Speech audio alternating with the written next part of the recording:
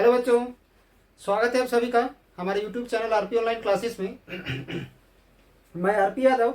आज का इस क्लास में 11th क्लास मैथमेटिक्स का कुछ इम्पोर्टेंट क्वेश्चंस आप लोग को बताने वाले हैं, जो आपके आने वाले समय में जो एग्ज़ाम होगा 11th का, उस एग्ज़ाम के लिए बहुत ही इम्पोर्टेंट होने वाला है। तो इसी तरह का और सारा इम्पोर्टेंट क्वेश्चन का छोटा छोटा वीडियो आपको मिल जाएगा हमारे चैनल में, ठीक है। तो उसका उपयोग करके आप कम समय में, आप आने वाले समय में 11th का जो एग्ज़ाम है उसमें आप बेहतर मार्क्स ला सकते हो, ठीक है।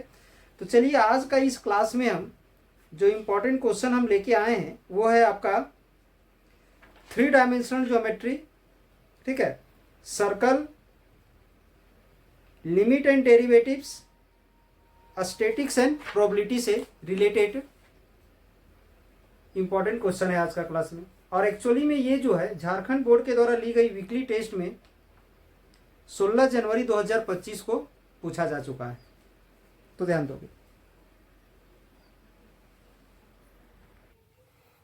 दोगे। ये है सेक्शन ए में ऑब्जेक्टिव क्वेश्चंस आपका, question number 1 and question number 2। तो जिसमें क्वेश्चन नंबर 1 में पूछा गया है -1, -5, -7 लाइज इन ऑक्टेंट। कौन सा ऑक्टेंट में लाइज करता है? तो इसका आंसर हो जाएगा बी नंबर, ये 7वें ऑक्टेंट पर लाइज करता है, ठीक है। इसके बाद 2 नंबर क्वेश्चन में है the distance between the points -2, -1, -3 and 4, 3, -6 is, यानी इन दोनों पॉइंट्स के बीच का डिस्टेंस क्या होगा वो आपको पता लगाना है। ध्यान दोगे, इसका आंसर हो जाएगा डी नंबर 7। इसके बाद क्वेश्चन नंबर जो 3 है ये एक लिमिट का क्वेश्चन है, इसका आंसर हो जाएगा बी नंबर, ठीक है। 4 में जो क्वेश्चन है वो डिफरेंशिएशन का क्वेश्चन है, ठीक है, इसका आंसर हो जाएगा C number. Question number 5 statistics का क्वेश्चन है, ध्यान दोगे, इसका आंसर हो जाएगा सी नंबर। 6 का डी नंबर।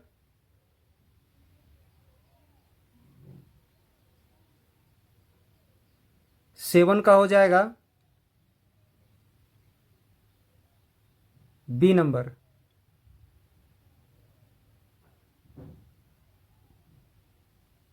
क्वेश्चन नंबर 8 में ध्यान दोगे,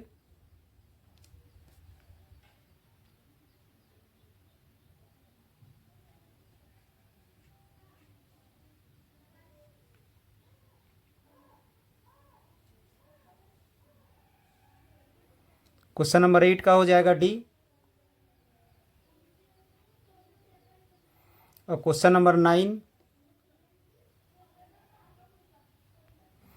क्वेश्चन नंबर 9 का हो जाएगा D number, and question number 10 का भी डी नंबर हो जाएगा। इसके बाद सेक्शन सी में वेरी शॉर्ट आंसर क्वेश्चन से ध्यान दोगे,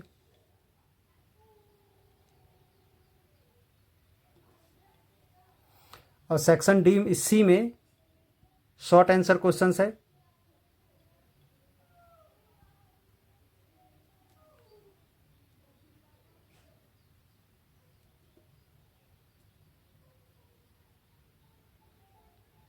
इसके बाद सेक्शन डी में ध्यान दोगे, लॉन्ग आंसर क्वेश्चन है। अब इन सभी क्वेश्चन को एक एक करके हम लोग सॉल्व करेंगे, ध्यान दोगे।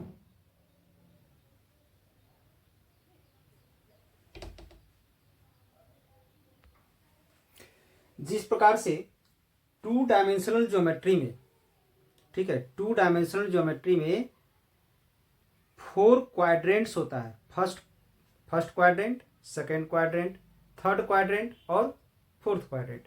सेम उसी प्रकार से 3 डायमेंशनल ज्योमेट्री में, जिसमें X axis, Y axis, Z axis 3 dimensional हो, तीनों एक्सिस हो, उसमें 8 ऑक्टेंट होता है, ठीक है। तो 8 ऑक्टेंट में साइन किसका क्या होता है, किसमें एक्स वाई जेड का साइन प्लस, किसमें माइनस होता है, इन सब चीजों को जानने के लिए पहले क्वाड्रेंट का साइन जानना जरूरी है। तो ध्यान दोगे, अगर क्वाड्रेंट का अगर साइन अगर देखा जाए इस प्रकार से एक्स एक्सिस वाई एक्सिस जो होता है, ये है फर्स्ट क्वाड्रेंट, ये है सेकेंड क्वाड्रेंट, ये है थर्ड क्वाड्रेंट, ये है फोर्थ क्वाड्रेंट। तो इसमें एक्स और वाई दोनों पॉजिटिव होता है, ठीक है। इसमें एक्स इधर आ गया है तो एक्स नेगेटिव हो गया और वाई पॉजिटिव हो गया, ठीक है। इसमें एक्स और वाई दोनों नेगेटिव हो गया, इसमें एक्स पॉजिटिव होता है और वाई नेगेटिव होता है, ऐसा होता है, ये क्वाड्रेंट वाली में होता है, ठीक है। तो 8 ऑक्टेंट्स जो होता है उसका साइन अगर हम देखते हैं तो ध्यान दो,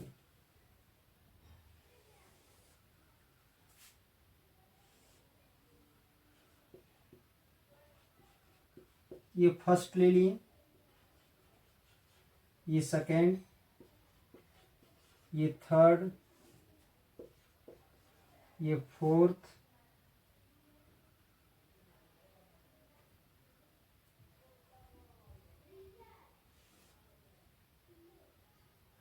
ये फिफ्थ। इसी प्रकार से हम लोग कहाँ तक लेंगे, तो पूरा 8 तक ले लेंगे।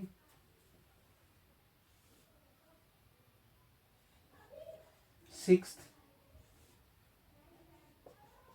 सेवंथ एंड एट्थ, ठीक है। पूरा 8 का 8 ऑक्टेंट हम ले लिए, ठीक है। अब यहां पर क्या करते हैं हम लोग, एक्स लेते हैं, वाई लेते हैं और जेड लेते हैं, तो ध्यान दोगे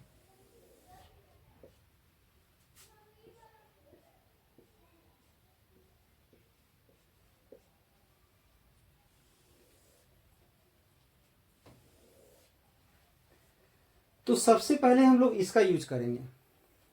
जो फर्स्ट जो है, फर्स्ट ध्यान दोगे, फर्स्ट में एक्स और वाई दोनों पॉजिटिव है, एक्स जो है सो प्लस है और वाई जो है सो वो भी प्लस है, ठीक है। सेकेंड में एक्स नेगेटिव है, एक्स जो है सो माइनस में है और ये प्लस में है, ठीक है। थर्ड में दोनों माइनस है, ठीक है। फोर्थ वाले में एक्स पॉजिटिव है और ये नेगेटिव है, ये आ गया। फिर रिपीट करते हैं, ध्यान दोगे, फर्स्ट वाले में दोनों पॉजिटिव है, एक्स वाई, इसमें एक्स इधर आ गया है तो एक्स नेगेटिव है, ये है मेरा एक्स एक्सिस, ये एक्स है और ये वाई है, तो एक्स हमारा इस साइड आ गया है तो नेगेटिव हो गया, वाई ऊपर है तो पॉजिटिव है, यानी एक्स नेगेटिव है और वाई पॉजिटिव, एक्स नेगेटिव है और वाई पॉजिटिव है, ठीक है। इसके बाद एक्स का वैल्यू थर्ड में माइनस और वाई भी माइनस, ये जो थर्ड है, थर्ड में दोनों नेगेटिव है। फोर्थ में ये है फोर्थ में एक्स पॉजिटिव है और वाई नेगेटिव है। अब इसी को हम एक बार और रिपीट कर देंगे, सेम प्लस प्लस, इसके बाद माइनस प्लस, ठीक है, इसके बाद माइनस माइनस, ठीक है, इसके बाद प्लस माइनस, रिपीट कर दिए। अब स्टार्टिंग का 4 जो है इसमें हम जेड को प्लस ले लेंगे, ठीक है, और आगे का 4 में जो है सो जेड को नेगेटिव ले लेंगे, तो याद करने में सिंपल होगा, ठीक है।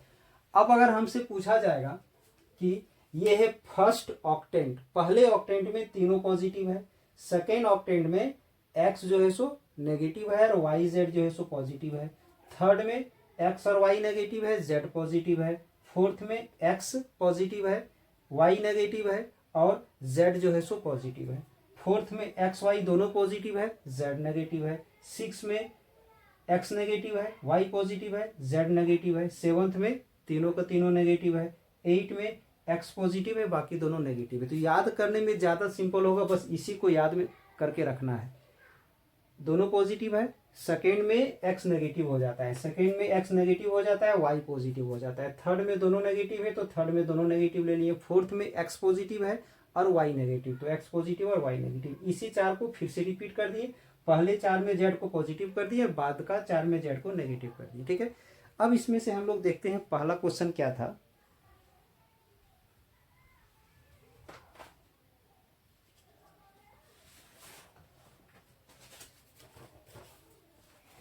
फर्स्ट क्वेश्चन था, ध्यान दोगे, एक क्वेश्चन है first number,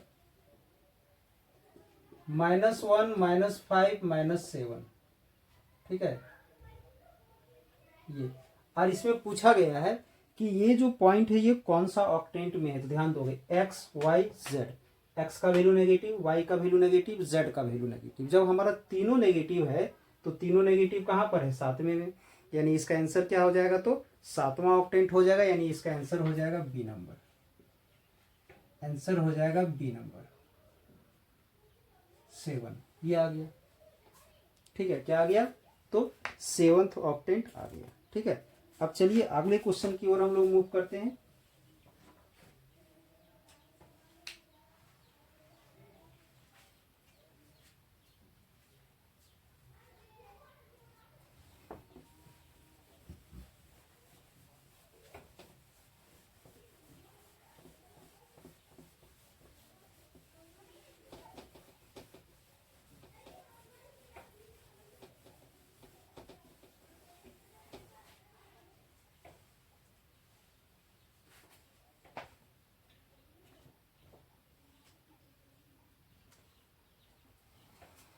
question number 2, question number 2 में 2 पॉइंट दिया हुआ है।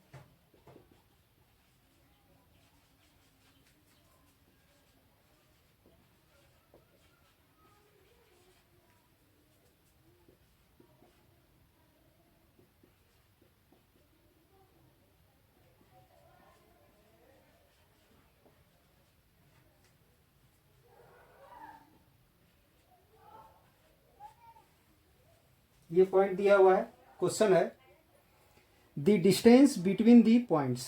ये जो 2 पॉइंट है, इस दोनों पॉइंट के बीच का हमें डिस्टेंस फाइंड करना है। तो आप जो डिस्टेंस फॉर्मूला पढ़े हो उसका यूज कर लोगे यहाँ पर। तो डिस्टेंस फॉर्मूला क्या होता है, सो ध्यान दोगे, अंडर रूट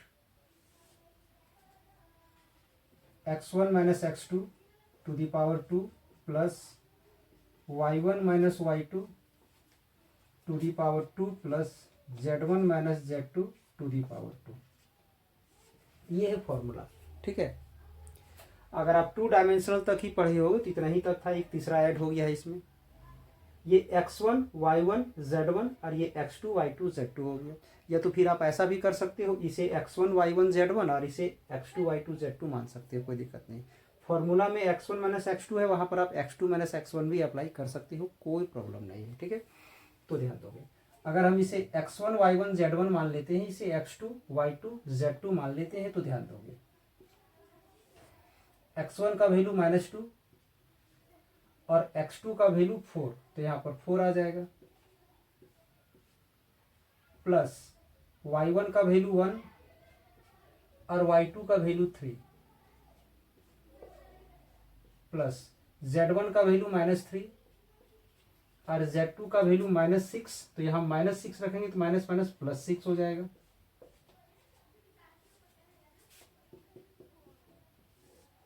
इसका -6 to the power 2 -2 to the power 2 plus 3 to the power 2। इसे सॉल्व करोगे 36 आएगा, इसे सॉल्व करोगे 4 आएगा, इसे सॉल्व करोगे तो 9 आएगा, दैट इज 49, यानी इसका 7 यूनिट आ गया। ठीक है, क्या आंसर आ गया इसका, तो 7 यूनिट, यानी इसका आंसर हो जाएगा डी नंबर। ठीक है, यानी आंसर हो जाएगा डी नंबर 7 यूनिट। कंप्लीट करोगे इसे,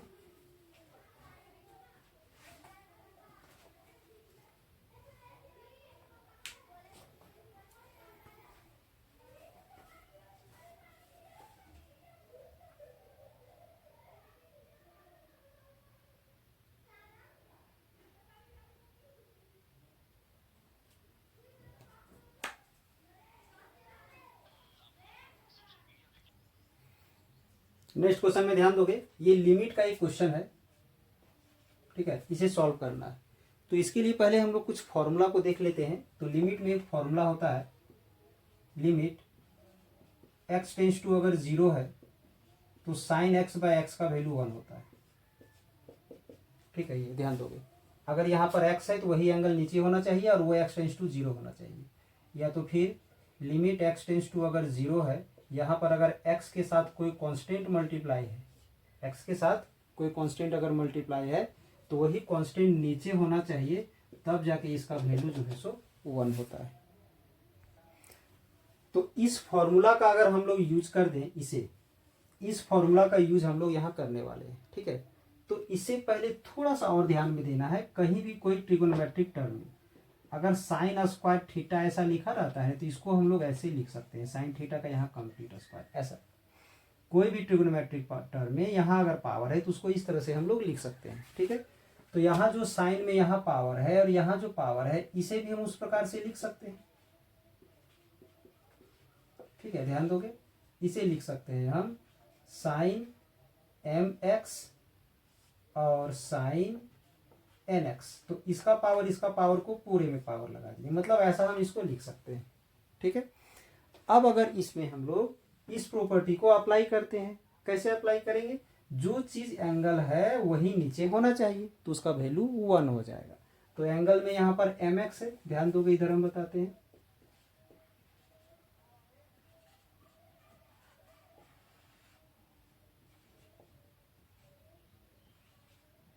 एंगल है एम एक्स, हम डिवाइड कर दिए, ठीक है। तो जब अपने से हम डिवाइड किए तो बैलेंस बनाए रखने के लिए हमें मल्टीप्लाई भी करना पड़ेगा, तो यहां पर उसी एंगल से हम यहां मल्टीप्लाई कर दिए, ठीक है। अब इसमें भी साइन एन एक्स है, तो इसका जो एंगल है उससे हम लोग डिवाइड कर दिए और उसी से मल्टीप्लाई कर दिए और पावर को यहां लिख दिए। फिर हम रिपीट करते हैं, थोड़ा सा ध्यान दोगे। साइन का जो एंगल है अगर वही टर्म अगर नीचे है और x टेंस टू अगर 0 है तो इसका वैल्यू 1 होता है, तो उस प्रॉपर्टी में हम जाना चाह रहे हैं। तो इसका जो एंगल mx है तो वो mx नीचे होना चाहिए था, नहीं था, तो हम डिवाइड करके मल्टीप्लाई कर दिए, और इसमें nx था, nx से डिवाइड करके nx मल्टीप्लाई कर दिए। ऐसा इसलिए किए हैं क्योंकि इसका वैल्यू 1 हो जाएगा, इसका वैल्यू 1 हो जाएगा, और यहाँ से ध्यान दोगे तो ये जो x है और ये जो x है वो कैंसिल हो जाएगा, ठीक है, कैंसिल हो गया, इसका वैल्यू 1 हो जाएगा, फिर यहाँ m बचेगा, इसका वैल्यू 1 हो जाएगा, और यहाँ n बचेगा, और यहाँ पावर में 2, तो इसका क्या हो जाएगा, m square by n square, ये आ जाएगा इसका आंसर। दैट इज इसका आंसर क्या हो जाएगा, तो बी नंबर हो जाएगा इसका आंसर।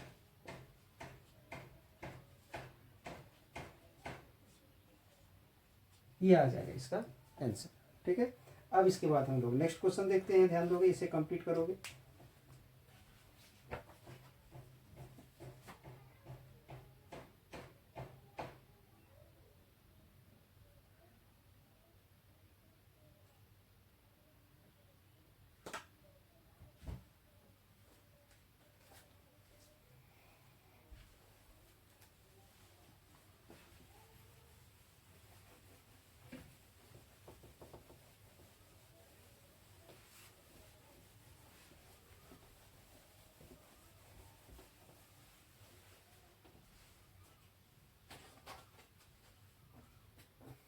क्वेश्चन नंबर 4 में ध्यान दोगे,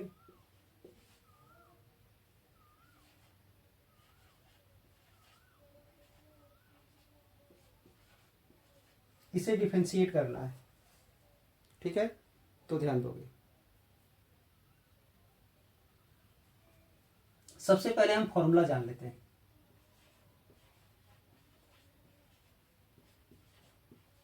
ये पढ़े होगे आप लोग, अगर ये पढ़े हो तो पता होना चाहिए कि यहाँ जो लॉग है, लॉग का बेस में यहाँ पर ई रहता है, जो फिलहाल नहीं दिख रहा है, ऐसा हर बार इंडिकेट करना। जैसे कहीं भी लॉग लिखा हुआ है शॉर्ट में इस प्रकार से लॉग एक्स, तो अगर इसका यूज ट्रिगोनोमेट्रिक फंक्शन में अगर हो रहा है तो बेस में यहाँ पर 10 होगा। अगर कुछ नहीं दिख रहा है लिखा हुआ, समझना है कि वहाँ 10 है। और अगर कैलकुलस मेथड में अगर यूज हो रहा है तो यहाँ ई रहता है, कुछ नहीं लिखा हुआ है मतलब ई लिखा हुआ है।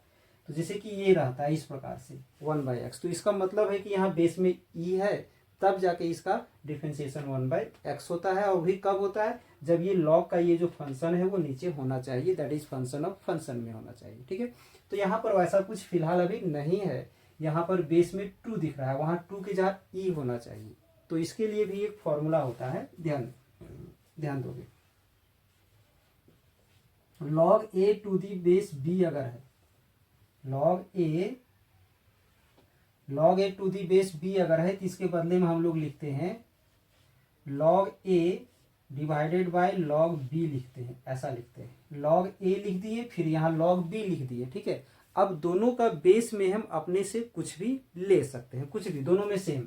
अगर यहाँ पर हम सी ले लिए तो यहाँ भी सी हो जाएगा, दोनों में हम सेम ले सकते हैं। ठीक है, और एक चीज ध्यान रखोगे, इसमें एक फॉर्मूला और होगा। अब इसी को अगर हम लोग रेसिप्रोकल कर देंगे तो log e to the base x हो जाएगा। ये जो है अगर इसको डिवाइड में ले जाएंगे ना तो x और e जो है सो इंटरचेंज हो जाएगा। अब डिवाइड से ऊपर ले जाएंगे तो भी इंटरचेंज हो जाएगा। तो इतना सारा प्रॉपर्टी का हम इसमें यूज करने वाले हैं। तो सबसे पहला चीज कि log को हम डिफरेंशिएट तभी कर सकते हैं जब बेस में e रहेगा यहाँ। ठीक है, तो वो तो है नहीं, इसका बेस में e लाने के लिए हम इस प्रॉपर्टी को यूज करेंगे। तो कैसे यूज करोगे सो ध्यान दोगे। इसे लिखेंगे हम लोग पहले d बाय डी एक्स तो है ही, अब इसे हम लिखेंगे पहले यहाँ पर log x बाय डिवाइडेड में log 2, ये लिख दिए जैसे यहाँ लिखा हुआ था। और क्या बताया गया था, बेस में दोनों को अपने से कुछ भी लेना है बट ध्यान रहे दोनों में इक्वल होना चाहिए। तो हम कैलकुलस मेथड में अगर जा रहे हैं तो डिफरेंशिएट तो तभी ना होगा जब उसका बेस में e रहेगा। तो हम अपने से यहाँ पर e ले लेते हैं, e ले लिए अपने से, तभी तो डिफरेंशिएट होगा, अदरवाइज नहीं होगा डिफरेंशिएट। अब इसमें ध्यान दो, इसमें ये जो log 2 to the base e जो दिख रहा है ये तो कांस्टेंट हो गया, तो डिफरेंशिएशन से उसे हम लोग बाहर निकाल लेते हैं। तो 1 बाय log 2e ये बाहर आ गया। ठीक है, अब उसे हम लोग डिफरेंशिएट करेंगे।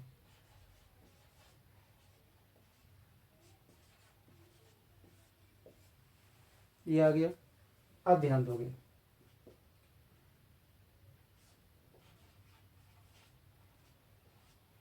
log x का डिफरेंशिएशन क्या होता है, यहां से log x का डिफरेंशिएशन 1 बाई एक्स, तो इसका हो जाएगा 1 बाई एक्स। यहाँ आंसर हम छोड़ सकते थे, बट जो एमसीक्यू क्वेश्चन है ऐसा ऑप्शन कहीं भी नहीं है। तो इस डिवाइड वाले को जब ऊपर ले जाएंगे तो इस प्रॉपर्टी को अप्लाई करेंगे, ये दोनों इंटरचेंज हो जाता है।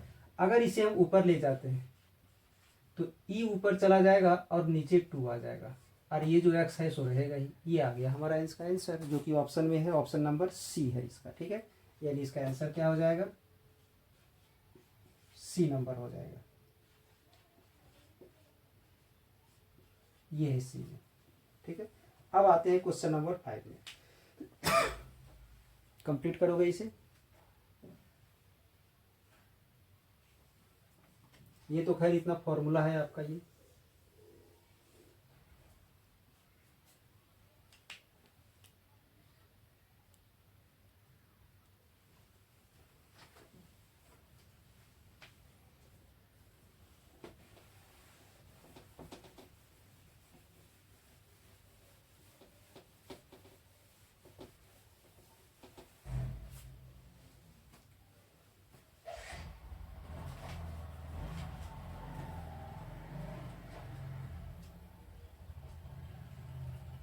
क्वेश्चन नंबर 5 में ध्यान दोगे, mean of the first n natural number, mean of the first n natural number, मतलब शुरू के n प्राकृतिक संख्याओं का मीन हमें फाइंड करना है। तो मीन को हम लोग एक्स मीन इस प्रकार से रिप्रेजेंट करते हैं। फॉर्मूला क्या होता है, समेशन एक्स आई, आई का वैल्यू 1 से n और डिवाइड में n होता है। ठीक है, तो ये जो समेशन है उसमें क्या करेंगे, 1 plus 2 plus 3 plus dot dot dot plus n, n natural number का सम। तो n नेचुरल नंबर का सम हम ले लिए, ये इसका मतलब n नेचुरल नंबर को जोड़ दिया और डिवाइड में n है। 11th class sequence and series में आप लोग पढ़े होंगे या 10th क्लास में भी पढ़े होंगे, जब इसे ऐड किया जाता है तो n बाई 2 n प्लस 1 आता है। ये चीज इसे जोड़ने से AP का फॉर्मूला अप्लाई करके SN का फॉर्मूला अप्लाई करके ऐड करेंगे तो ये आएगा। अब ये n से n कैंसिल हो गया तो क्या बच गया, n प्लस 1 बाई 2 आ गया, यानी इसका आंसर हो जाएगा सी नंबर। ये आ गया इसका आंसर। ठीक है, आगे बढ़ोगे अब। क्वेश्चन नंबर 6 में क्या है सो ध्यान दोगे। वेरिएंस दिया हुआ है,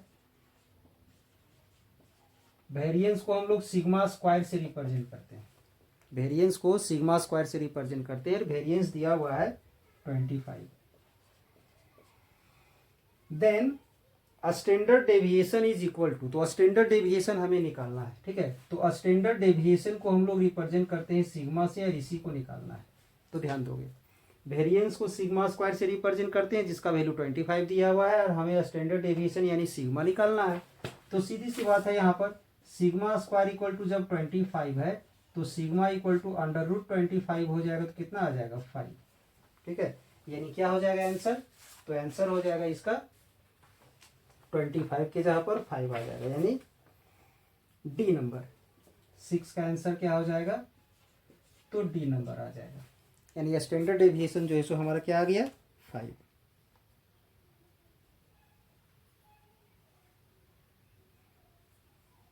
कंप्लीट करोगे इसे जल्दी।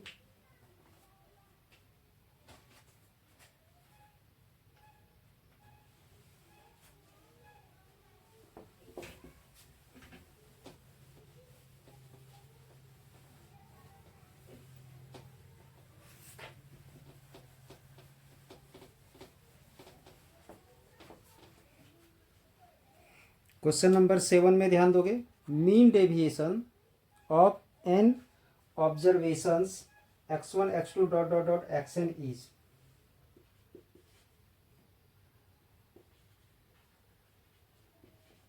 मीन डेविएशन,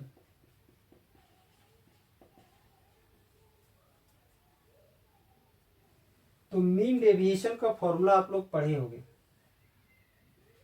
मीन डेविएशन को हम लोग फॉर्मूला से डायरेक्ट लिखते थे, summation mode of xi minus x mean divided by, यहाँ i का जो वैल्यू होता है 1 से n और डिवाइड में आ जाता है n, ये होता है मीन डेविएशन का फॉर्मूला।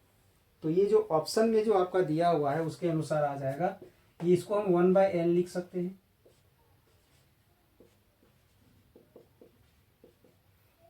और यहाँ पर i का वैल्यू 1 से n, यानी आंसर क्या था इसका, तो आंसर था बी नंबर। आंसर इसका बी नंबर हो जाएगा। अब क्वेश्चन नंबर 8 में ध्यान दोगे, ठीक है। 8 में क्या बोला गया है ध्यान दोगे, फ्रॉम ए वेल सफल पैक ऑफ 52 कार्ड्स, यानी ताश की गड्डी में जो 52 पत्ता जो होता है उसमें से a card is drawn of random, मतलब एक कार्ड वहां से ड्रॉ करना है। पूरे 52 पत्ता में से कोई एक कार्ड अगर ड्रॉ करना है तो NS इक्वल टू क्या हो जाएगा 52, sample space number of sample points 52 हो जाएगा। What is the probability of the getting a face card, तो अगर हम एनी को फेस कार्ड मान लेते हैं, ठीक है, एनी को अगर हम लोग फेस कार्ड मान लेते हैं तो पूरे 52 पत्ता में से फेस कार्ड कौन कौन सा होता है, तो आप लोग पढ़े होंगे। फेस कार्ड जो है तो होता है वो किंग होता है, ठीक है, क्वीन होता है और जैक होता है। तो कंप्लीट 12 कार्ड जो है सो वो फेस कार्ड होता है, यानी यहाँ 12 हो जाएगा, ठीक है। अब अगर इसका हम लोग प्रोबेबिलिटी अगर निकालते हैं PE, तो फॉर्मूला क्या होता है, तो NE/NS 12/52 कट जाएगा 4 से 3 टाइम में और ये 13 टाइम में, तो ये आ जाएगा आंसर, ठीक है। अब इसके बाद हम लोग आते हैं क्वेश्चन नंबर 9 में, ध्यान दोगे। 9 में है PA का वैल्यू, PB का वैल्यू और इंटरसेक्शन का वैल्यू दिया हुआ है। PA का वैल्यू दिया हुआ है 1/3,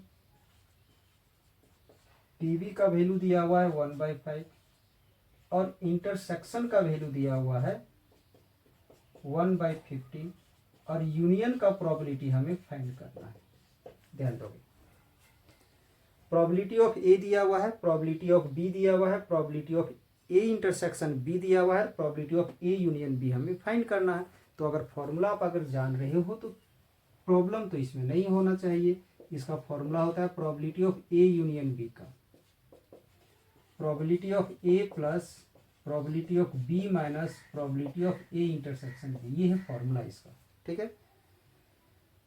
इसका अगर हम लोग यूज करते हैं, इसका वैल्यू है 1/3, इसका वैल्यू है 1/5, इसका वैल्यू है -1/15 हो जाएगा। एलसीएम ले लोगे 15, ठीक है।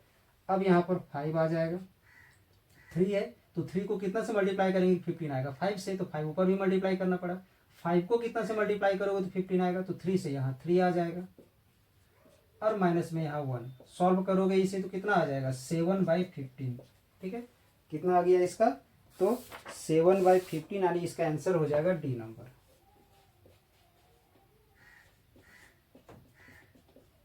आंसर हो गया इसका डी नंबर 7/15। कंप्लीट करोगे इसे।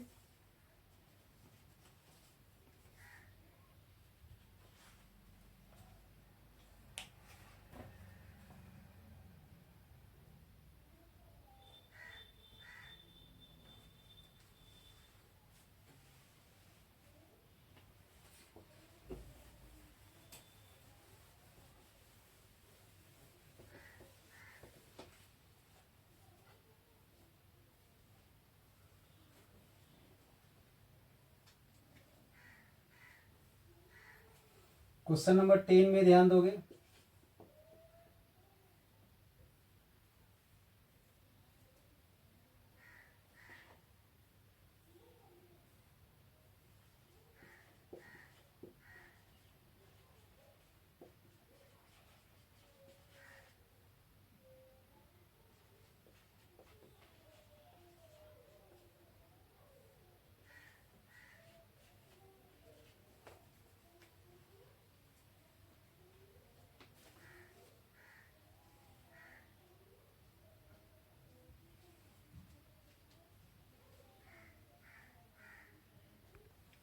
ध्यान दोगे, maximum value of 3 sin x plus cos x, ये जो ट्रिग्नोमेट्रिक फंक्शन जो है इसका मैक्सिमम वैल्यू हमें निकालना है।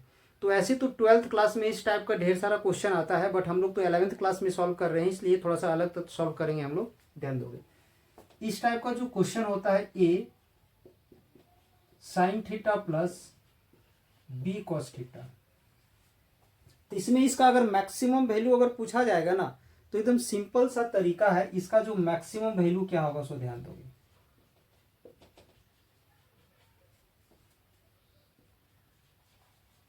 इसका मैक्सिमम वैल्यू हो जाएगा √a² प्लस b², ये होगा। साइन का जो कॉफिशिएंट है और यहाँ पर कॉस का जो कॉफिशिएंट है, उन दोनों का स्क्वायरिंग करके ऐड करना है, अंडर रूट ले लेना है, यही उसका मैक्सिमम वैल्यू होगा। कैसे होगा तो ध्यान दोगे। तो अगर हमें लॉन्ग्स, ये तो ऑब्जेक्टिव क्वेश्चन है, अगर सब्जेक्टिव रहता तो डिटेल हम लोग जाते, फिर भी हम यहाँ पर जाते हैं डिटेल। इसमें क्या करेंगे हम लोग, उस रिजल्ट से इसे डिवाइड करेंगे और मल्टीप्लाई करेंगे। तो पहले मल्टीप्लाई कर दिए, अब डिवाइड भी करते हैं।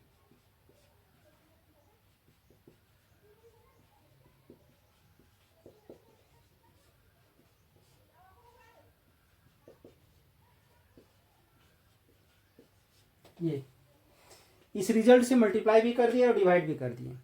अब थोड़ा सा ध्यान दोगे यहाँ पर। अब अगर a इक्वल टू हम मान लेते हैं p और b को खैर तो b मान लेते हैं, ठीक है। ये जो a है यहाँ पर, इसे हम परपेंडिकुलर यानी एल्टीट्यूड मान लेते हैं, और यहाँ जो b दिया हुआ है उसे हम लोग बेस मान लेते हैं, ठीक है। तो h इक्वल टू क्या हो जाएगा, √p² प्लस b², यानी p का वैल्यू क्या है a, यानी a² प्लस b², ये हो जाएगा। यानी इसे क्या बोलेंगे तो h बोलेंगे। तो ध्यान दोगे यहाँ पर थोड़ा सा,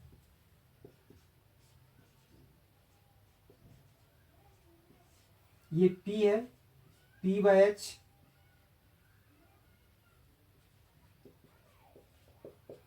और इसका b/h, ये आ गया।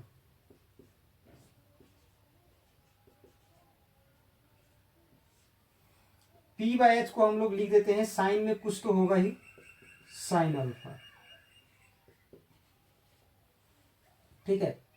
साइन अल्फा लिख दिए, प्लस इसे लिख दिए कॉस अल्फा, ठीक है, ऐसा लिख दिए।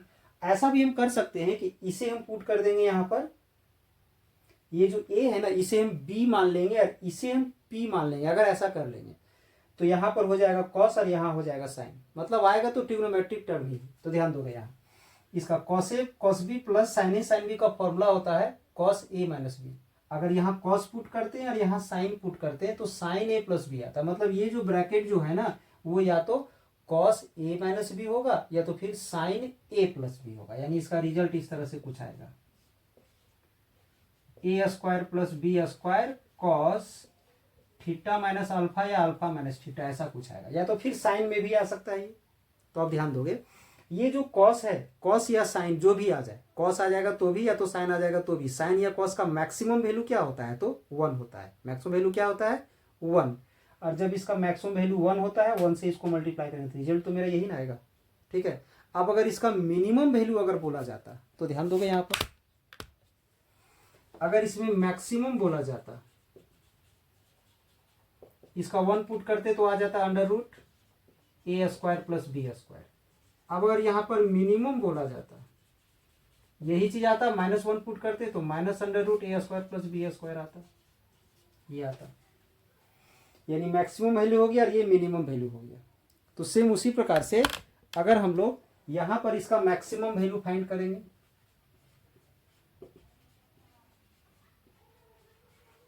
मैक्सिमम वैल्यू हो जाएगा under root A square plus B square यानी 3 स्क्वायर प्लस 4 स्क्वायर यानी 9 plus 16 that is under root 25 यानी 5 नंबर। यानी इसका मैक्सिमम वैल्यू क्या आ गया तो 5 आ गया। यानी आंसर क्या हो जाएगा तो डी हो जाएगा इसका आंसर।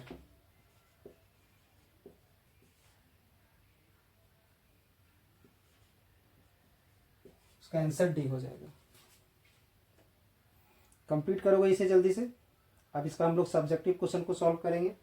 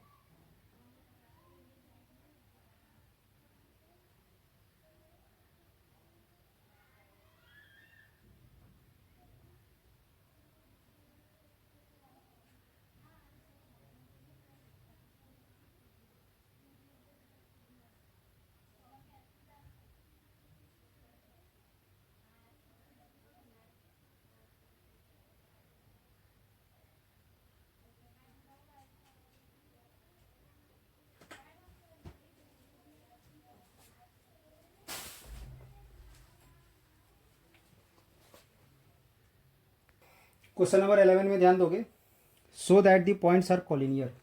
यानी ये जो तीनों पॉइंट है वो हमें कॉलिनियर शो करना है। तो इसके लिए हम लोग क्या करेंगे, पहले डिस्टेंस फाइंड करेंगे, A B B C and A C. तो ए बी फाइंड करेंगे तो फॉर्मूला भी जस्ट बता चुके हैं आप लोग को, x1 minus x2 to the power 2 plus y1 minus y2 to the power 2 plus z1 minus z2 to the power 2। इस फॉर्मूला का हम लोग यहाँ यूज करने वाले हैं। तो ध्यान दोगे।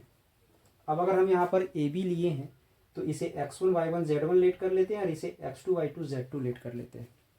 तो x1 के जहाँ पर हमारा 3 आ जाएगा और x2 के जहाँ पर ये -1 लेंगे तो पहले से माइनस है वो माइनस फिर से आएगा तो माइनस प्लस प्लस 1 हो जाएगा। प्लस y1 के जहाँ पर यहाँ -5 है, ठीक है, y2 के जहाँ पर यहाँ पर 0 आ जाएगा।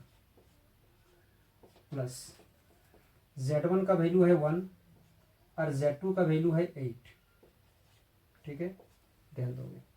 और यहाँ स्क्वायर,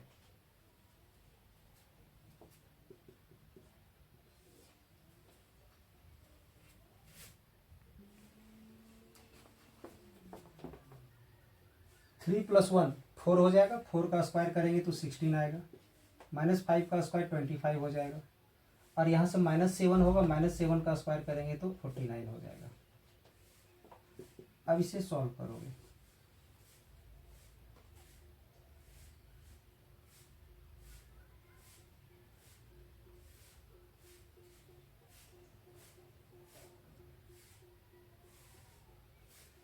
तो इसका आ जाएगा 90, ठीक है, यानी इसे हम लोग लिख सकते हैं 3 × 3 × 10।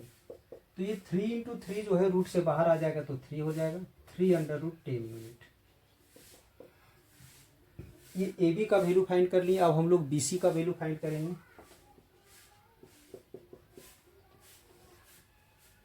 तो ध्यान दोगे, जब हम बी सी का वैल्यू फाइंड कर रहे हैं तो ये x1 y1 z1 या x2 y2 z2 हो जाएगा। ठीक है, तो x1 के जगह पर हम -1 ले लेते हैं, x2 के जगह पर 7 प्लस y1 के जगह पर 0 और y2 के जगह पर -10। ये जब -10 यहाँ पर लेंगे तो माइनस माइनस क्या हो जाएगा, प्लस हो जाएगा। प्लस z1 के जगह पर 8 और z2 के जगह पर -6, तो यहाँ माइनस माइनस क्या हो जाएगा, प्लस हो जाएगा।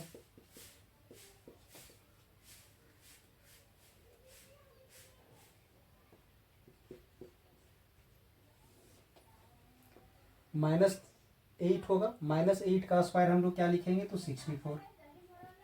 यहाँ पर 10 का स्क्वायर है तो 10 का स्क्वायर 100। यहाँ पर हो जाएगा 14 का स्क्वायर 196।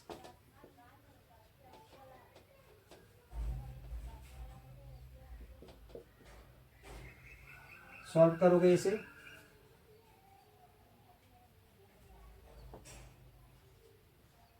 थ्री 360 आ जाएगा। इसे हम लोग लिख सकते हैं 6 × 6 × 10। ठीक है, क्या लिख सकते हैं, 6 × 6 × 10। तो यहाँ से 6 बाहर आ जाएगा,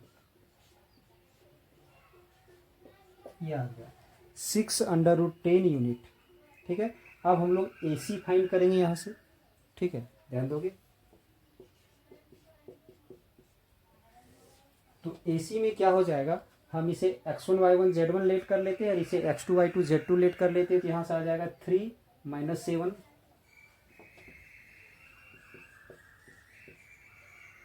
प्लस -5 और ये माइनस माइनस प्लस हो जाएगा, -5 + 10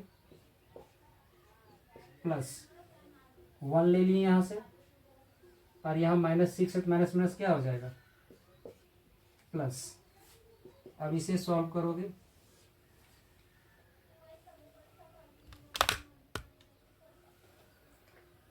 ये आ जाएगा -4 का स्क्वायर हो जाएगा 16। इसका हो जाएगा 5 का स्क्वायर 25, इसका 7 का स्क्वायर 49। ठीक है, तो ध्यान दोगे रिजल्ट सब वही आया है, तो 90 हो जाएगा जो ऐड करेंगे। तो सॉल्व करेंगे तो जैसे ही आया है हमारा 3/10 यूनिट, ये आ जाएगा। अब ध्यान दोगे 3 पॉइंट्स कॉलिनियर कब होता है, अगर 3 पॉइंट हमारा कॉलिनियर है इस प्रकार से, एक यहाँ है, एक यहाँ है, एक यहाँ है। ठीक है, तो ये दो डिस्टेंस को, इस डिस्टेंस को और इस डिस्टेंस को जोड़ने से ये तीसरे के बराबर आना चाहिए, तभी कॉलिनियर होता है। तो ध्यान दोगे यहाँ पर ऐड करने से आ रहा है ए बी का वैल्यू है ए सी का value, since A B plus A C, A B का वैल्यू आया है 3/10, ए सी का वैल्यू आया है 3/10। A B plus A C add करेंगे तीनों को तो क्या आ जाएगा, 6/10, 6/10 दैट इज बी सी के बराबर आ गया।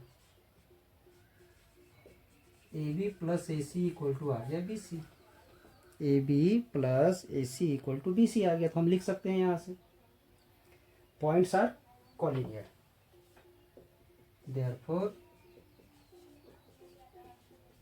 Points are collinear. पॉइंट्स जो है सो वो कॉलिनियर हो गया। कंप्लीट करोगे, इसके बाद हम लोग नेक्स्ट क्वेश्चन बनाएंगे।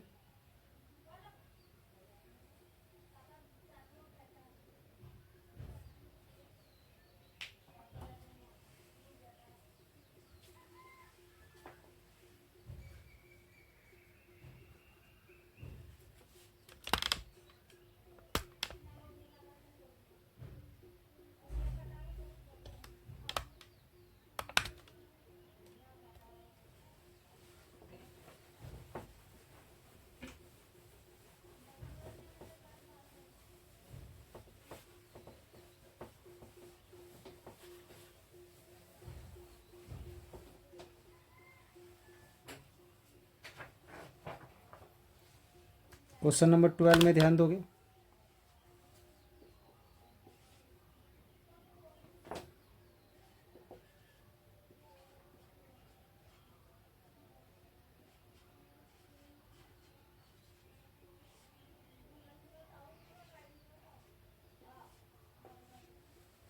ध्यान दोगे, इसे सॉल्व करना है। तो इसमें हम लोग फॉर्मूला अप्लाई करेंगे जो 11th क्लास में आप लोग पढ़े होंगे, 1 माइनस कॉस थीटा का फॉर्मूला।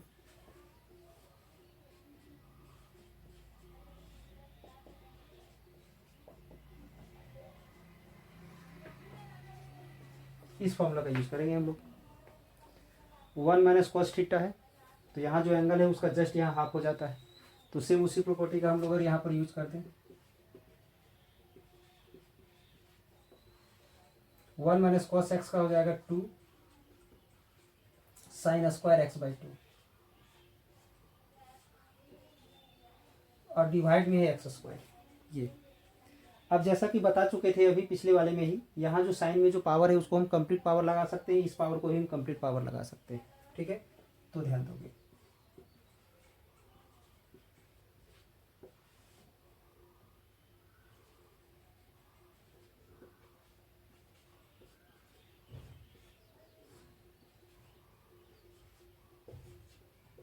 इसे इस प्रकार से हम लिख सकते हैं, इसका जो पावर है और इसका जो पावर है उसको हम कंप्लीट पावर कर दिए। ठीक है, ध्यान दोगे।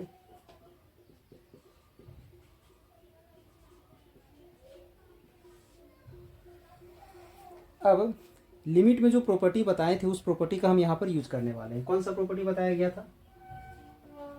लिमिट एक्स टेंस टू अगर 0 है, अगर यहाँ साइन के एक्स है, साइन के एक्स, तो वही के एक्स नीचे होना चाहिए, तब जाके इसका वैल्यू 1 होता है।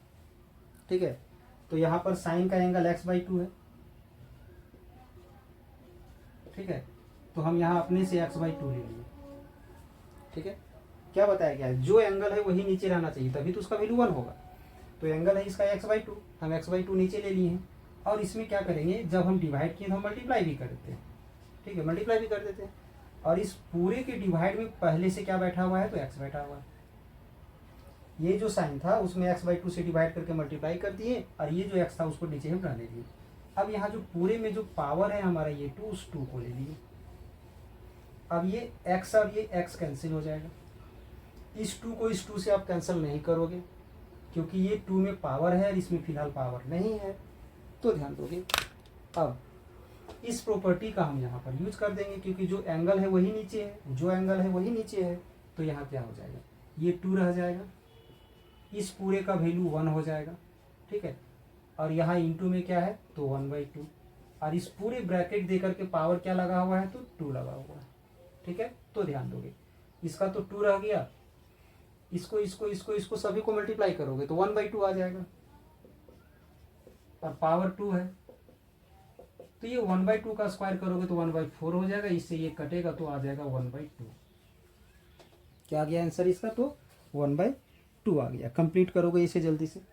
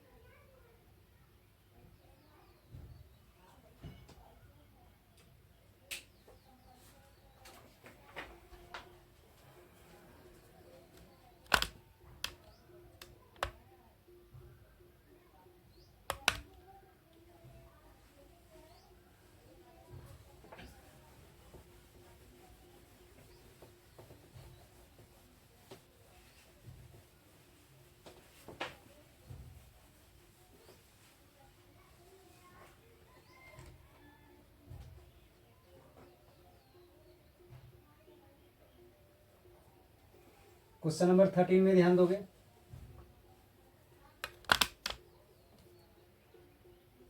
13 में क्या है, ध्यान दोगे। 3 coins are tossed together. Find the probability of getting at least 2 tails. फिर से रिपीट करते हैं। 3 coins are tossed together, मतलब 3 कॉइन को एक साथ टॉस किया गया है, उछाला गया है। Find the probability of getting at least 2 tails, कम से कम 2 टेल आने का प्रोबेबिलिटी निकालना है। तो सबसे पहले हम लोग 3 कॉइन को टॉस करने से जो सैंपल पॉइंट्स आएगा वो हम इंडिकेट कर लेते हैं। तो ध्यान दोगे, अगर 3 सिक्का को उछाला जाएगा तो क्या क्या पॉसिबिलिटी जाएगा, उसको ध्यान दोगे। तीनों हेड आएगा ऐसा, या हेड हेड टेल आएगा, हेड टेल हेड आएगा, या टेल हेड हेड आएगा, या tell tail head,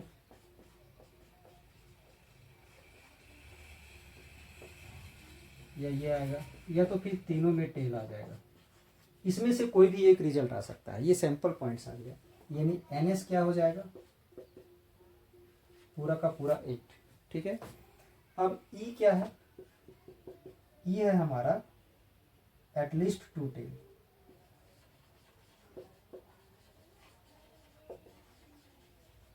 at least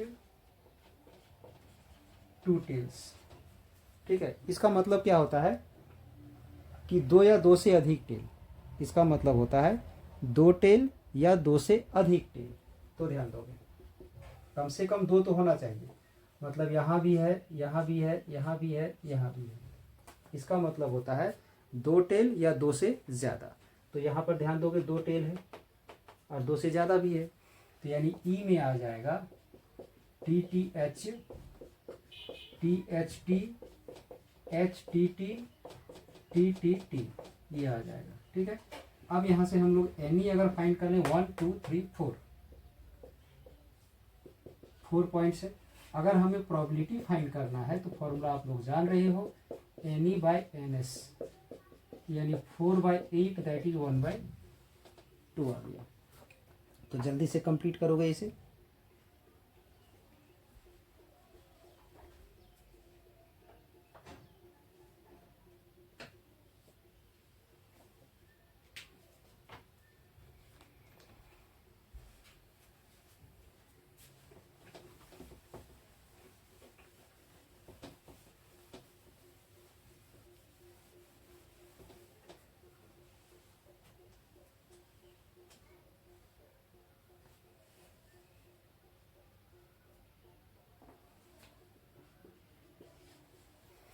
question number 14 में ध्यान दोगे, find the mean deviation about the mean for the data. जो डाटा दिया हुआ है उस डाटा से रिलेटेड हमें mean deviation about the mean हमें फाइंड करना है। ठीक है, तो ध्यान दोगे, mean deviation about the mean अगर फाइंड करना हो तो सबसे पहले हम लोग को मीन निकालना है। ठीक है, तो XI जो क्वेश्चन में दिया हुआ है उसे हम पहले ले लेते हैं। ध्यान दोगे क्या क्या दिया हुआ है, 13 दिया हुआ है, 17 दिया हुआ है, 16 दिया हुआ है, 14 दिया हुआ है, 11, 13, 10, 16, 11, 18, 12 और 17 ये दिया हुआ है। ठीक है, इसे हम ले लिए। अब सबसे पहले हम लोग इसे ऐड करेंगे। इसे ऐड करोगे तो 168 आ जाएगा।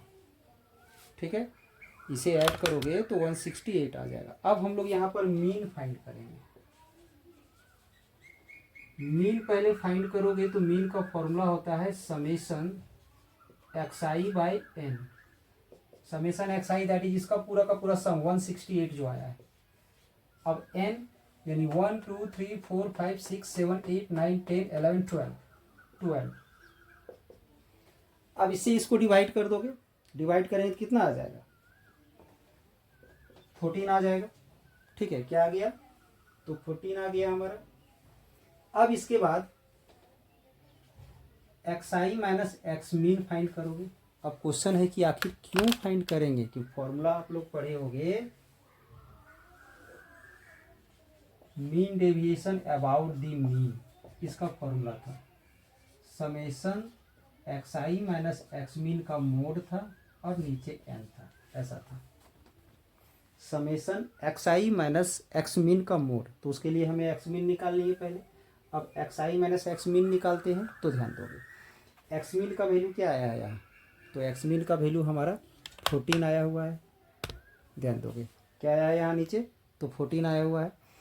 तो एक्स आई में 14 को माइनस करेंगे, ठीक है। तो ये जो एक्स मीन जो है वो तो सबके लिए 14 है, एक्स आई का वैल्यू अलग अलग है। 13 माइनस 14 -1 आएगा, 17 माइनस 14 3 आएगा, यहाँ -1 यहाँ 3 आएगा, 16 माइनस 14 2 आएगा, 14 माइनस 14 0 आ जाएगा, क्योंकि सभी में एक्स मीन को माइनस करना है, मतलब 14 को। 11 में 14 माइनस करेंगे तो कितना आ जाएगा -3, 13 में 14 माइनस करेंगे -1, 10 में से 14 माइनस करेंगे तो -4, 16 में 14 माइनस करेंगे तो +2, 11 में 14 माइनस करोगे तो -3, फिर यहाँ 4, फिर यहाँ -2, फिर यहाँ 3, ये आ गया। अब ये हम फाइंड तो कर चुके हैं, बट फॉर्मूला में हमारे इसमें मोड लगा हुआ है, ठीक है। तो यहाँ पर भी हम मोड लगा देते हैं। तो अगर हम लोग यहाँ पर मोड लगा देते हैं तो जो माइनस है वो भी प्लस हो जाएगा, और जो प्लस है वो तो प्लस रहेगा ही। तो ये -1 है तो +1 हो जाएगा, 3 हो जाएगा, 2 हो जाएगा, 0 हो जाएगा, 3 हो जाएगा, 1 हो जाएगा, 4 हो जाएगा, 2 हो जाएगा, 3 हो जाएगा, 4 हो जाएगा, 2 हो जाएगा, 3 हो जाएगा। अब इसे हम लोग यहाँ ऐड करेंगे, क्योंकि इसका समेशन का यहाँ पर यूज हो रहा है, ठीक है।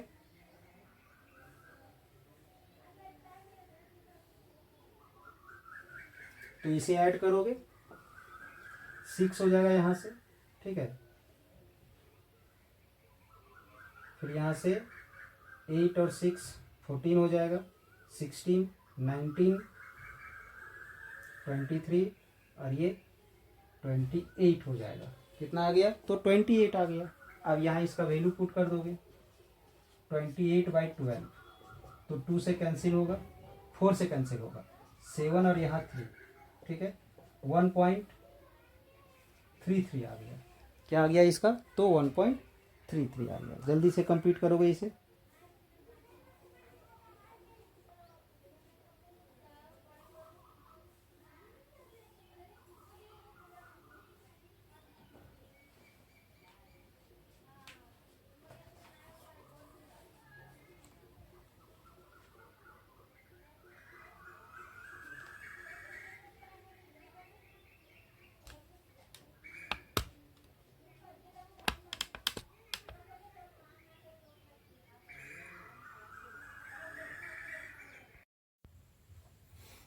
क्वेश्चन नंबर 15 में ध्यान दोगे। क्वेश्चन है find the equation of the circle. Question है find the equation of the circle passing through the points 2 3 and -1, 1। यानी एक सर्कल है जो इन दोनों पॉइंट से पास कर रहा है, एंड वो centre lie on the line, और उसका सेंटर यहां पर लाइज कर रहा है, ठीक है। एक सर्कल है जिस सर्कल का सेंटर इस लाइन पे लाइज कर रहा है, और वो सर्कल इन दो पॉइंट से पास कर रहा है, तो उसका इक्वेशन हमें फाइंड करना है। तो सबसे पहले हम लोग जनरल इक्वेशन ऑफ सर्कल ले लेते हैं। तो ध्यान दोगे, लेट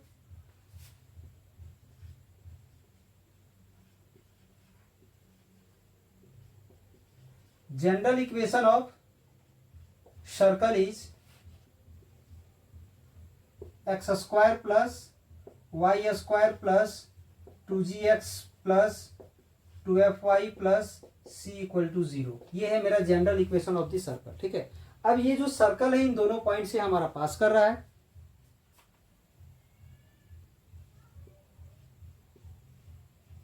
सर्कल इज पासिंग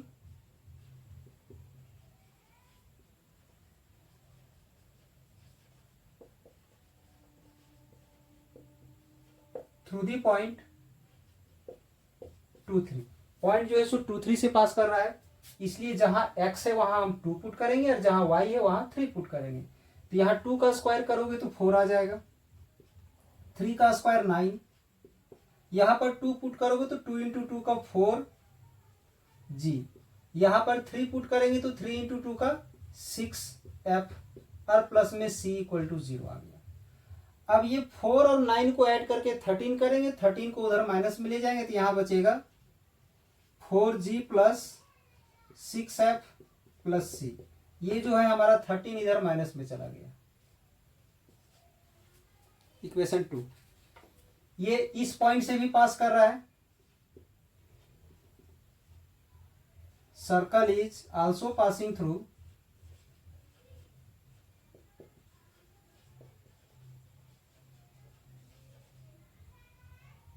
-1 1। तो ये x का वैल्यू -1 एंड y का वैल्यू +1। तो यहाँ पुट करोगे 1 का -1 का स्क्वायर भी 1 होगा, +1 का स्क्वायर भी 1 होगा, 1 + 1। यहाँ -1 पुट करोगे तो आ जाएगा -2g। यहाँ पर 1 पुट करेंगे तो आ जाएगा +2f, प्लस में c = 0। ये 1 1 ऐड होके उधर माइनस में चला जाएगा, तो आ जाएगा -2g + 2f + c = -2। ये आ गया इक्वेशन 3। अब यहां से इक्वेशन 2 एंड 3 को हम लोग सब्ट्रैक्ट करेंगे तो c और c जो है सो कैंसिल हो जाएगा।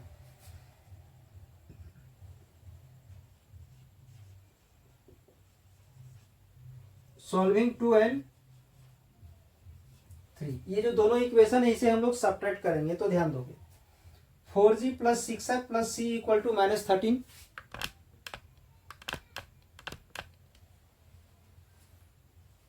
आ जाएगा यहां से 4g + 6f + c = -13।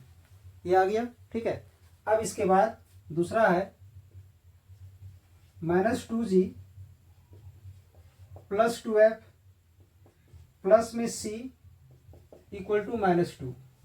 अब इसे सब्ट्रैक्ट करेंगे तो माइनस है तो प्लस हो जाएगा, माइनस हो जाएगा, माइनस हो जाएगा, ये माइनस है तो प्लस हो जाएगा। तो ध्यान दोगे यहाँ पर थोड़ा सा, ये जो c वाला जो टर्म है वो कैंसिल हो जाएगा। तो ये दोनों प्लस प्लस है तो ऐड हो जाएगा तो 6g हो जाएगा। इसको यहाँ सब्ट्रैक्ट करेंगे तो -4f हो जाएगा। c और c कैंसिल हो गया, इसको यहाँ ऐड करेंगे तो आ जाएगा -11। ठीक है, ये इक्वेशन हम इसको 4 ले लेते हैं। अब ये जो general equation of the circle जो है इसका सेंटर क्या होता है तो पता होना चाहिए, पिछले लेक्चर में भी हम बता चुके हैं। इसका जो सेंटर जो होता है ना वो -g -f होता है, जो कहाँ लाइज कर रहा है, इस पर।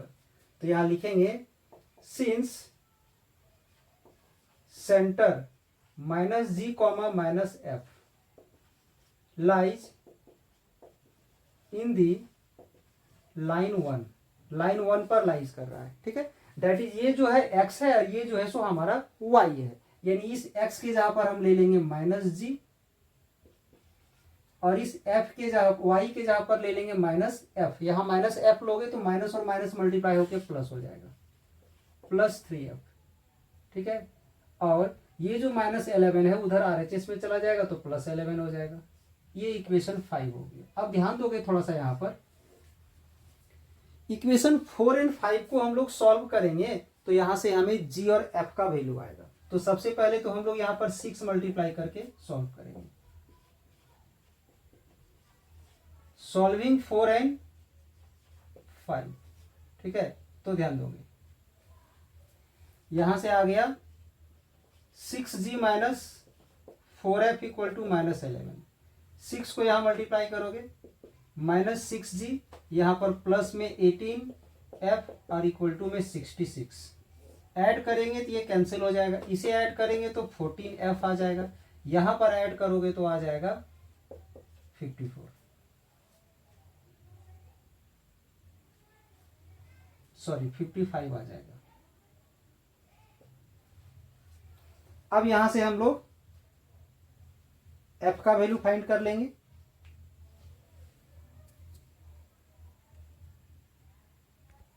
ध्यान दोगे यहां पर थोड़ा सा मिस्टेक है, +6f में -2f होगा तो यहां पर प्लस बचेगा, यानी यहां प्लस आ जाएगा तो यहां पर 22 होगा। अब यहां से f का वैल्यू आ जाएगा 55/22, दैट इज 11 से कैंसिल हो जाएगा तो 5/2 आ जाएगा। यहां से 22 को इधर डिवाइड कर दिए तो f का वैल्यू आ गया 5/2। अब ये f का वैल्यू कहीं भी पुट किया जाए तो g का वैल्यू आएगा। चलिए हम 5 से सॉल्व करते हैं।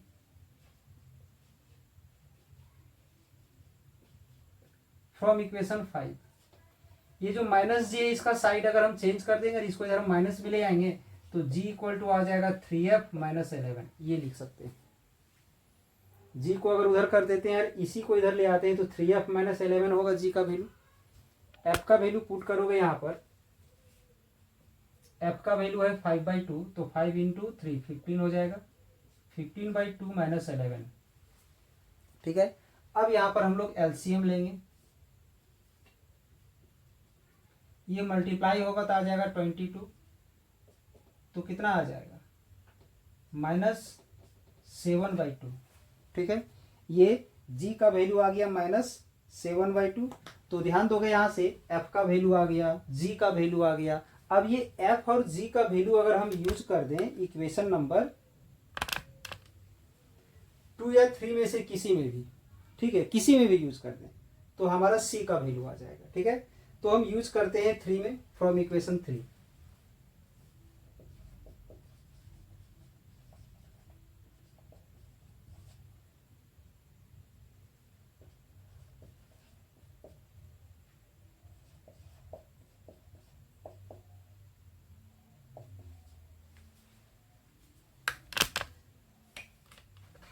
ध्यान दोगे, इक्वेशन 3 को पहले हम नोट कर दिए यहाँ पर। ठीक है, ये इक्वेशन 3 है हमारा।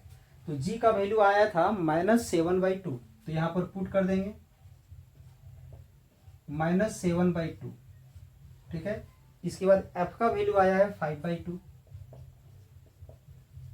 5/2 प्लस में सी इक्वल टू -2। ये 2 से 2 कैंसिल हो जाएगा यार, तो यहाँ आ जाएगा +7 +5 प्लस सी -2, तो सी इक्वल टू आ जाएगा -2 और ये हो जाएगा हमारा -12।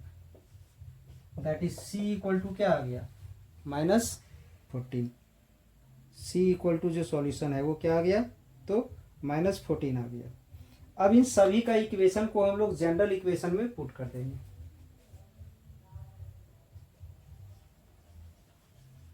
देयरफॉर इक्वेशन ऑफ सर्कल, तो इक्वेशन ऑफ सर्कल क्या था, x² plus y² plus 2gx plus 2fy plus c equal to 0, ये था।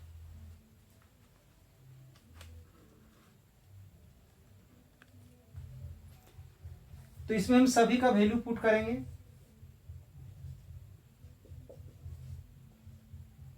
जी का वैल्यू है, जी का वैल्यू है -7/2 आया था, यहां पुट करोगे।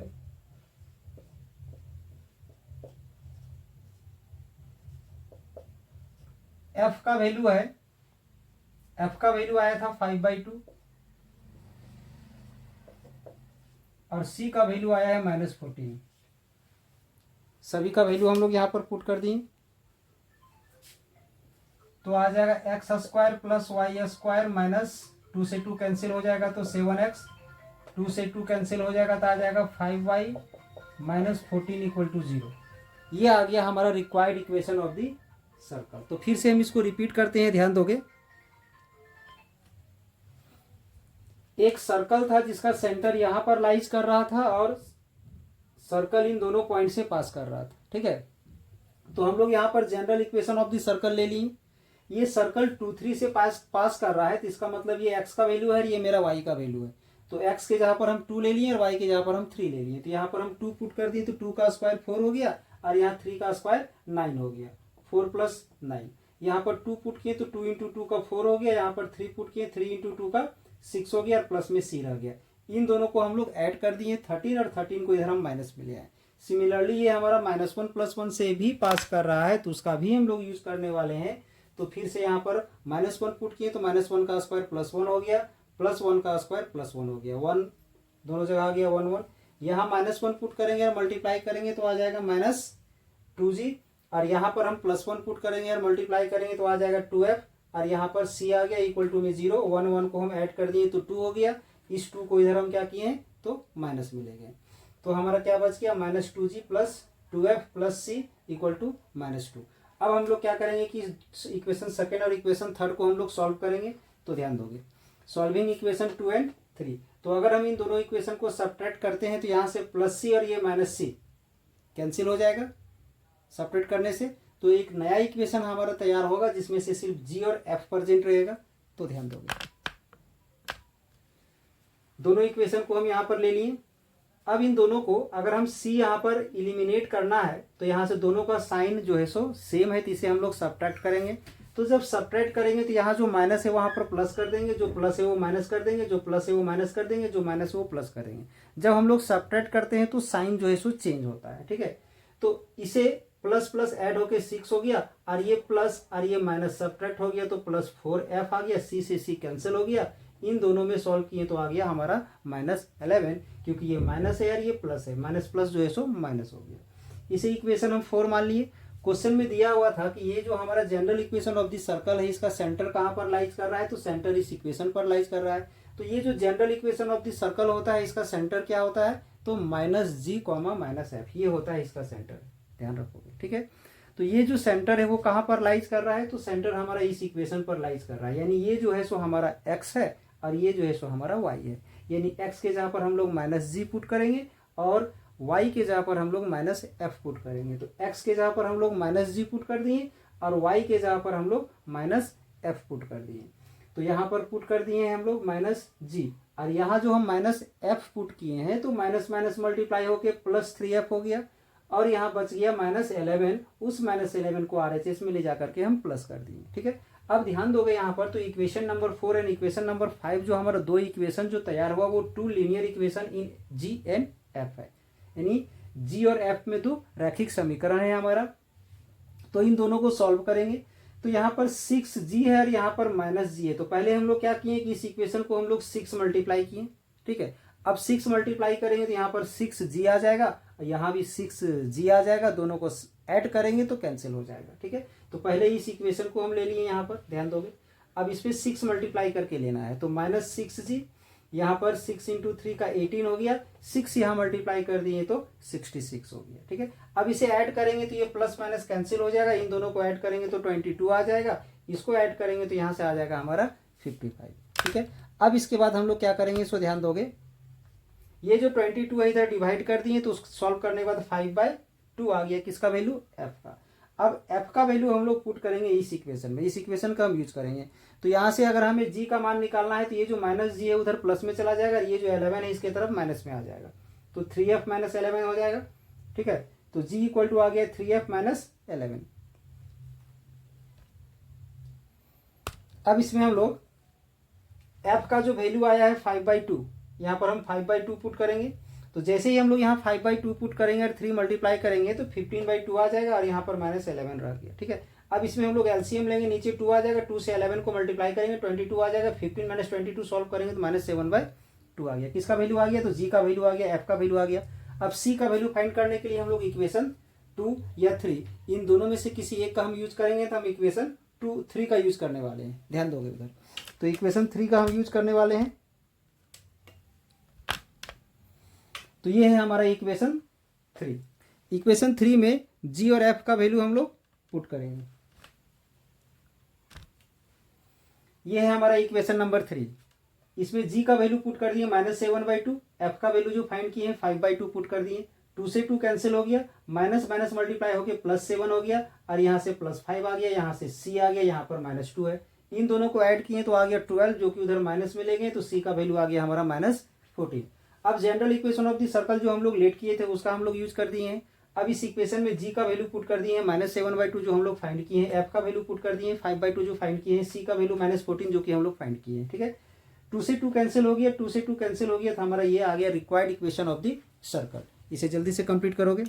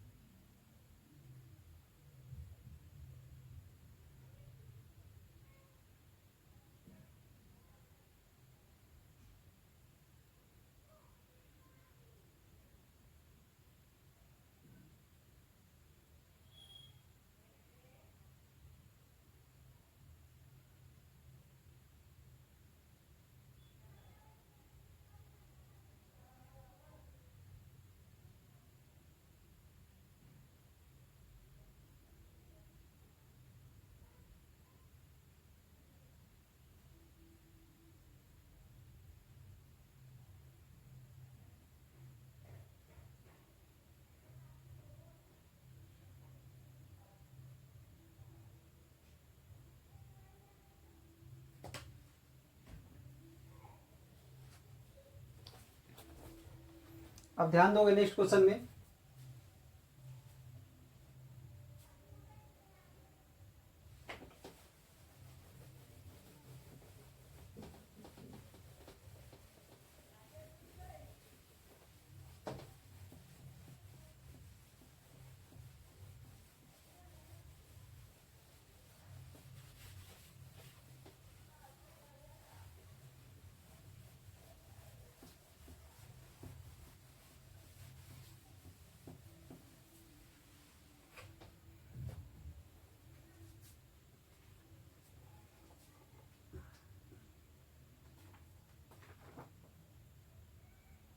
क्वेश्चन नंबर 16 में क्या है, ध्यान दोगे।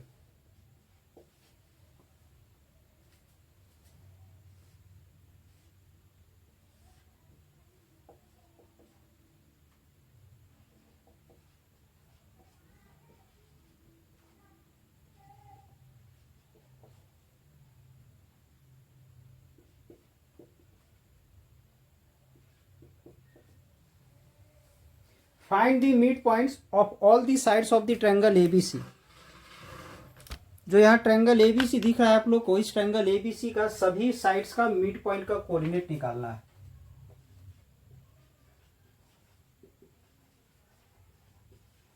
Coordinate of mid point formula होता है x1 plus x2 by two comma y1 plus y2 by two comma z1 plus z2 by two. ये ठीक है, ये फॉर्मूला है हमारा मिड पॉइंट का। तो अगर यहां से हम लोग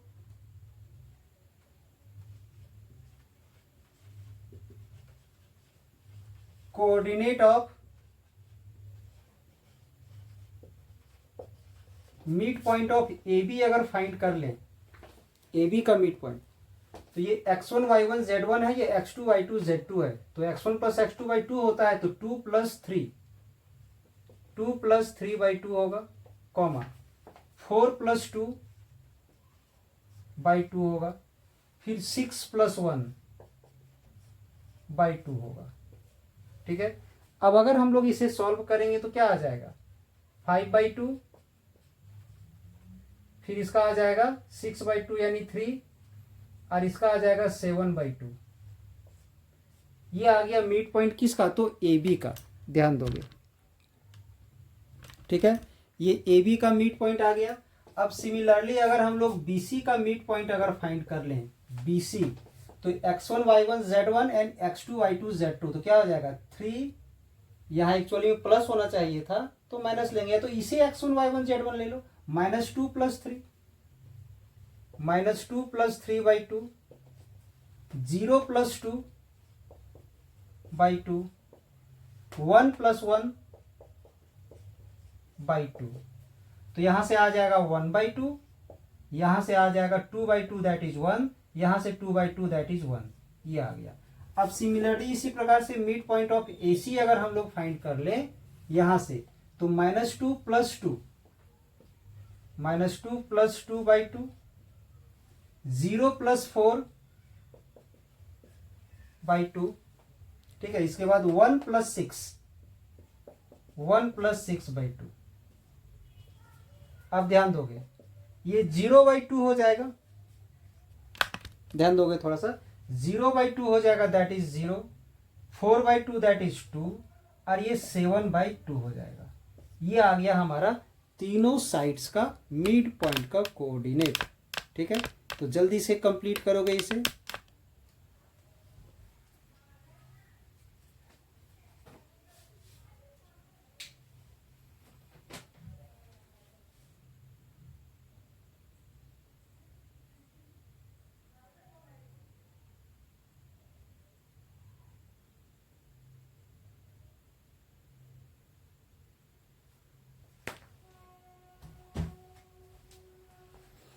तो ये था हमारा आज का क्लास में 11th क्लास मैथमेटिक्स का कुछ इंपॉर्टेंट क्वेश्चंस। तो आई होप आज का ये क्लास आप लोग को अच्छा लगा हो, तो इसके लिए एक लाइक कर दें। ठीक है, वीडियो को ज़्यादा से ज़्यादा शेयर करें ताकि इसी तरह का और सारा लेटेस्ट वीडियो हम आपके लिए तैयार कर पाएँ।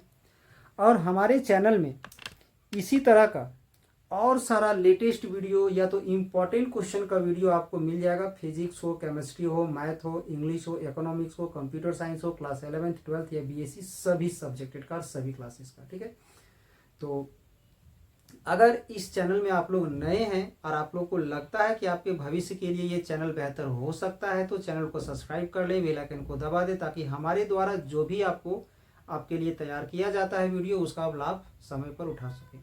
और इस वीडियो के द्वारा, इस चैनल के द्वारा अब तक जो समय समय पर जो वैकेंसीज जो आते रहता है, ठीक है, उन सभी वैकेंसीज की जानकारी भी इस चैनल के थ्रू आप तक पहुंचाया जाता है। ठीक है, तो हमारे चैनल में या इसमें सर्च करके आप निकाल सकते हैं vacancies by RP online classes, तो सभी सारा जानकारी आपको प्राप्त हो जाएगा।